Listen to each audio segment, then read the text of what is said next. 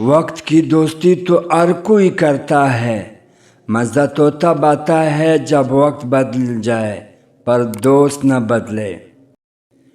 کبھی بھی اپنی جسمانی طاقت اور اپنی دولت پر بھروسہ مت کرنا، کیونکہ بیماری اور غریبی آنے میں دیر نہیں لگتی۔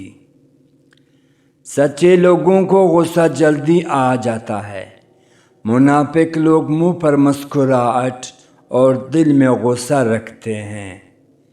زندگی میں جن لوگوں سے محبت کرتے ہیں، دکھ بھی انہیں سے ملتے ہیں، کیونکہ غیروں کی بات تو دل کو بری لگتی ہے مگر اپنوں کی بات دل پر لگتی ہے۔ 100 سال زندہ رہنے کے لیے 100 سال کی عمر ضروری نہیں، صرف ایک دن ایسا اچھا کام کر جاؤ جس سے دنیا تمہیں سینکڑوں سال یاد رکھے۔ کبھی کسی کو یہ مت کہو کہ تم مجھے یاد رکھنا، تم اگر یاد رکھنے کی قابل ہوئے تو یقیناً یاد رہ جاؤ گے۔ صاف صاف بولنے والا کڑوا ضرور ہوتا ہے پر دھوکے باز نہیں۔ جو دل کی صاف ہوتے ہیں لوگ غلط بھی انہیں سب سے زیادہ سمجھتے ہیں۔ غریبوں کے ساتھ بیٹھا کرو تاکہ تم شکر گزار بنو۔ ہماری معاشرے کا المیہ یہ ہے کہ غلطی اگر مرد کی ہو تب بھی نصیحت عورت کو ہی کی جاتی ہے۔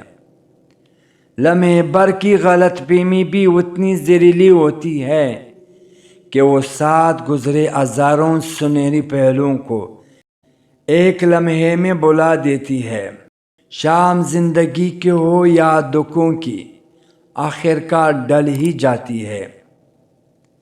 انسان کا ماضی چاہے کتنی گناہوں سے بھرا ہو، اس کا مستقبل ابھی بالکل پاک ہے۔ اللہ تعالیٰ توبہ کو پسند کرتا ہے۔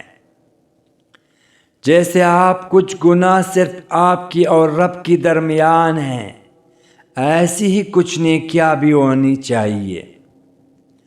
آپ دنیا کی خوش نصیب ترین انسان ہیں اگر آپ کی زندگی میں ایسا شخص موجود ہے جس میں یہ 7 عادتیں موجود ہیں۔ نمبر 1، جو شخص ہمیشہ چیزوں کو مثبت رویے کے ساتھ حل کرتا ہے بجائے شور مچانے کے۔ نمبر 2، جو شخص غم میں بھی مسکراتا ہو۔ نمبر 3، جو شخص آپ کی بولے اور بتائے بغیر یہ سمجھ جاتا ہے کہ آپ کسی پریشانی میں مبتلا ہیں۔ نمبر 4، جو بات بتنگڑ بنائے بغیر مسئلوں کا حل تلاش کرے۔ نمبر 5، جو شخص آپ کی ناراضگی کبھی برداشت نہ کر سکے۔ نمبر 6، جو رشتے کو بچانے کے لیے آپ کی چھوٹی چھوٹی غلطیوں کو معاف کر دے اور خود کو بھی چینج کر لے۔ نمبر 7، جو شخص آپ کو ہمیشہ پہلے ترجیح دے، ایسا شخص چاہے دوست ہو یا لائف پارٹنر، اس کی ہمیشہ قدر کرو۔ ہاں اور نہیں ایسا مختصر اور مکمل الفاظ ہیں جنہیں ادا کرنے سے پہلے زیادہ سوچا جاتا ہے۔ زندگی میں جب کچھ بڑا حاصل کرنے کی ٹھان لو تو چھوٹی چھوٹی ہار سے مت ڈرنا۔ عدالت میں رکھا گیا قرآن پاک ملزم کی ہاتھ میں دینے کی بجائے اگر جج کی ہاتھ میں دیا جائے تو بہتر فیصلے ہو سکتے ہیں۔